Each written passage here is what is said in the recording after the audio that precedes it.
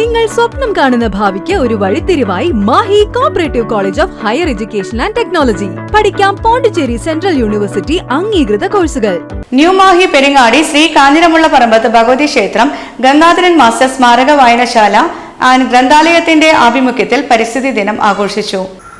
ഇടിച്ചു നിരത്തിയിട്ട് ഈ അണക്കെട്ടുണ്ടാക്കുന്നതിന് ഒരുപാട് കല്ല് വേണം, മണൽ വേണം, സിമന്റ് വേണം, അങ്ങനെയുള്ള ഒരുപാട് ആവശ്യങ്ങളുണ്ട്. അതിന് പ്രത്യേക റോഡുണ്ടാക്കണം. ഇതൊക്കെ വിറ്റ് കാശാക്കാവുന്ന 2 കോടികളുടെ കൊട്ടേഷനാണ് സാധാരണ ടെൻഡറായിരിക്കും നടക്കുക. അതിൻ്റെ വിഹിതം എല്ലാവർക്കും കിട്ടും.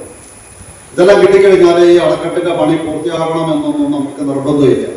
എന്തുകൊണ്ടാണെന്ന് ഞാൻ പറഞ്ഞാൽ, ഇപ്പോൾ നമ്മുടെ കേരളത്തിലുള്ള മിക്കവാറും അണക്കെട്ടുകൾ വായനശാല പ്രസിഡന്റ് CB രാജൻ പെരിങ്ങാടി അധ്യക്ഷത വഹിച്ചു. ക്ഷേത്രം പ്രസിഡന്റ് TP ബാലൻ വിശിഷ്ട വ്യക്തിയെ പൊന്നാടി അണിയിച്ച് ആദരിച്ചു. വൃക്ഷത്തൈ ക്ഷേത്ര ഔഷധക്കാവിൽ നടുകയും ചെയ്തു. ക്ഷേത്രം secretary PK Satheesh Kumar, OISCA state committee അംഗം PK രാജൻ എന്നിവർ ആശംസകൾ നേർന്ന് സംസാരിച്ചു. ന്യൂമാഹി പഞ്ചായത്ത് കൃഷിവകുപ്പ് നൽകിയ വിത്തുകൾ വായനശാല വൈസ് പ്രസിഡന്റ് സുരേഷ് കണ്ണോത്ത് ഏറ്റുവാങ്ങി. വായനശാല സെക്രട്ടറി ഹരീഷ് ബാബു സ്വാഗതവും വായനശാല വൈസ് പ്രസിഡന്റ് NK പത്മനാഭൻ നന്ദിയും പറഞ്ഞു.